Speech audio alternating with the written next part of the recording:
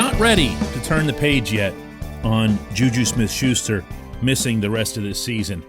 And I really hope that whatever it is that you think about him, you'll listen to this episode with an open mind, because that's very much what I've tried to do for a long time as related to JuJu. Good morning to you. Good Thursday morning. I'm Dejan Kovacevic of DK Pittsburgh Sports. This is Daily Shot of Steelers. It comes your way bright and early every weekday. If you're into hockey and or baseball, I also offer up daily shots of Penguins and Pirates right where you found this. Ben Roethlisberger came out to meet with the assembled media yesterday on the South Side, and in doing so, he became the latest in a line of Steelers to speak with deep and real emotion about JuJu's shoulder injury and resulting surgery that'll keep him out for the remainder of 2021. Just listen to Ben. Listen to his intonation. Listen to him. It's awful, and I'll speak selfishly. I'm hurt because I miss that guy. I mean, what he brings to this team, his energy, his excitement, the leadership, sucks. It really does. And I'm not even the one hurt. I mean, I spoke to him on Sunday night and just I felt his pain through the phone. Speaking to his mom as well. It's just sometimes things aren't fair and we don't know why they happen. And a guy that has given so much and a guy that means so much to this team and to me specifically, it's just not fair. That's not manufactured. That's not a quarterback saying nice things about his wide receiver so that he can give a little extra the next time he goes to catch the football. That's real. This quarterback went to bat for this wide receiver 10 minutes after the playoff loss to Cleveland. Remember that? It was barely off the field when he started throwing out public suggestions that the Steelers need to bring this player back. Mike Tomlin had similar things to say. Deontay Johnson, the day before that, similar things to say. You're going to keep hearing those. They're not going to fade. JuJu's not going to fade. He's going to be visible. He's JuJu, for crying out loud. He's going to be on the sideline. He's going to be at practices. He's going to probably, having a sense for what and who he is, be in wide receiver classrooms working with his teammates and his friends. I can tell you from a personal standpoint that when JuJu came along, I was a little put off. And I would share that with readers. Boy, would they get upset. But I was put off because if I'm being completely candid here with you, what really separated JuJu's off-the-field presence, meaning in Steelers settings, was that he looked over at people like me and us, meaning reporters, and I could just picture the gears in his head going, what do you need these people for? What are they here for? If I want to communicate with my fans or my followers or just the Steelers fans in general, I mean, I can just do that. I don't need that guy over there or that girl over there. I don't need any of these people. So on those occasions when it was time for JuJu to communicate with us, that was kind of how it came across, like it was an obligation and whatever else, and you couldn't really approach him even informally, hey, JuJu, what's up? And you just kind of get like this cold shoulder. And a lot of people, and I'm no exception, kind of took that like, really? What? I didn't do anything to you? What's that all about? I'm just being honest here with you. And I wasn't crazy about it either. Who would be? Who would be? Put yourself in my shoes there and ask yourself if somebody was treating you as if your role in society was gradually becoming obsolete, you wouldn't take to it very well, I'm guessing, right? But that's kind of how this was. And then time passed, and I observed him more. We all did. But speaking for myself, it was, from as much as the inside as a reporter gets. And I started to understand him a little bit better. This portion of Daily Shot of Steelers is brought to you by Point Park University. Choose from nearly 100 career-focused programs leading to bachelor's, master's, and doctoral degrees. Choose when and how you'd prefer to do that studying, whether it's at Point Park's gorgeous downtown Pittsburgh campus, whether it's online, or maybe a flexible hybrid format works. Learn more about all of this at pointpark.edu. I understood from watching, listening to JuJu, from watching and listening to his teammates, current and former, that none of this was an act. None of this was a pose. This was authentic.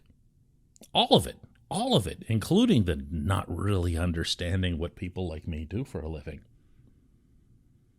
And if you have the proper amount of, I guess humility would be the applicable term here. If you're me and you understand that what I do really isn't that important in today's society where everyone has a voice on social media, that's the term, social media, then it just becomes a lot clearer. So here's what I'm going to do. Today. I'm going to do exactly what JuJu would prefer I do with my podcast anyway, and I'm going to get out of the way. And I'm going to play for you a couple minutes of a speech that he gave to a local charitable organization Monday night. I am underscoring that. Monday night. The day after the shoulder injury. He was up on the stage with his arm in a sling. Still 2 days away from surgery. Listen to this. Really, really listen to it. The doctor called me. He was like, "Hey, man, I think we have to do the surgery and get a second opinion." And it said it was a season-ending injury. And I sat there. I cried. I cried all night. I cried because I love this game so much, more than anyone will know. I know the whole social media thing and the whole TikTok and dancing and all that. I do it because it's my personality and I love it. Yeah, don't get me wrong, but football will always come first. Without football, I wouldn't be who I am today. Without football, this wouldn't be.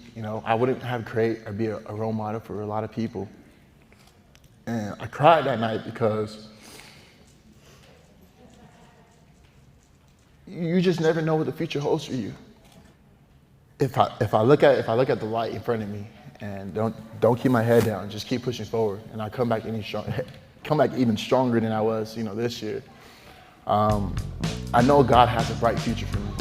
That, my friends, is not an act. It's not branding. It's not being selfish. That's just JuJu Smith-Schuster. When we come back, just one question.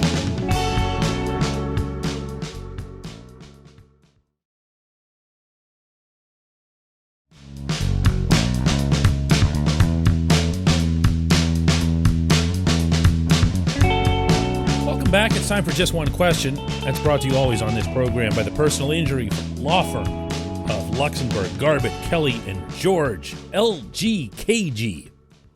They represent people who are hurt in car accidents, who need assistance with workers' comp, who filed medical malpractice claims. The attorneys at LGKG have been keeping promises in our region for over 80 years. They are to be trusted. When they tell you they're going to do something, they get it done. Learn more about them at lgkg.com or by calling 5454. Today's J1Q comes from Bob Elliott, who asks, if the offensive line continues to get better each week, which game must be their high watermark where they put it all together and start to roll? Or have we seen that already with the Denver game? There you go. Yeah, that was it, Bob. They're all done. Well, before I answer it, here's some of what Chuks Okorafor had to say yesterday after practice. I think it just took time, just like having the guys being out there for a couple of weeks. Most of us are still new or haven't really played next to each other for a while. I think it just took a little bit of time to kind of get used to it. I have a hard time believing, Bob, that they would have peaked with the Broncos game. For one thing, they're going to face lesser defensive fronts along the way, not least of which is Seattle this coming week. So they'll have opponents that they can gain additional confidence against. But remember that the key descriptive factor for this line is that they're young. You know, they're really, really young. They're really inexperienced. Even the guys who aren't young, like Zach Banner when he comes back, he's inexperienced. Dude's got 2 NFL starts. We talk about him as if, you know, he's Joe Thomas coming back. You know, he's barely played in the NFL, certainly not as a starter. I think we can agree for the most part that it's a talented enough group that they can become solid, dependable NFL linemen over time. As such, in seeing them improve really beginning in Green Bay, I am not going to allow anybody to point out, as I keep hearing, or to point toward, I should say, the Denver game as the big breakthrough moment. To me, it really was Green Bay, and the people with the Steelers will agree with you. They saw a lot of things in Green Bay that they really liked. Now, there were also some lousy play calls and other things that didn't go well for the offense, but Najee Harris himself told me when I brought this up after the Denver game that he started seeing things right then. He started seeing holes, improvements, things that he and Kalen Ballage and the other running backs were talking about in their own room, things that they noticed that the offensive line was generating, and that maybe in some cases they, as running backs, didn't do well enough to capitalize on. I will always trust the football people when it comes to things like this, but especially the offensive line. They saw it in Green Bay. Therefore, Green Bay was an upgrade over the previous week. You and I, Bob, we liked what we saw against Denver. I think everybody liked what they saw against Denver. That means that one was an upgrade over Green Bay. That's the trajectory that you want to be moving on, especially with young guys that you think have the talent and the capability. That's where it gets a little bit more muted in terms of analysis, because if Kendrick Green is getting steamrolled or doesn't have the amount of strength that you would hope that NFL center would have, that becomes problematic. But when you see Kevin Dotson just shoving humans 6-7 yards downfield the way he did when he started out last year, that's pretty encouraging. When you see Dan Moore sealing to the inside the way he did, he was really good, by the way, against Denver. When you see Chuks fending off Von Miller, rendering Von Miller moot, that's a real thing. That's a real thing, false starts or not. So I think the trajectory is going to be a lot higher than the Denver game, but I also think, Bob, to try to answer your question as accurately or as fairly as possible, you're going to see bumps, you're going to see setbacks, and you're going to see people pointing to Denver or even Green Bay as maybe a fluke, or, wow, they just ran into a team that wasn't playing well or whatever. I think this group is going to get better, and I think we're not going to be looking at Denver as the top of the mountain for that. I appreciate the question. I appreciate everybody listening to Daily Shot of Steelers. Let's do another one tomorrow.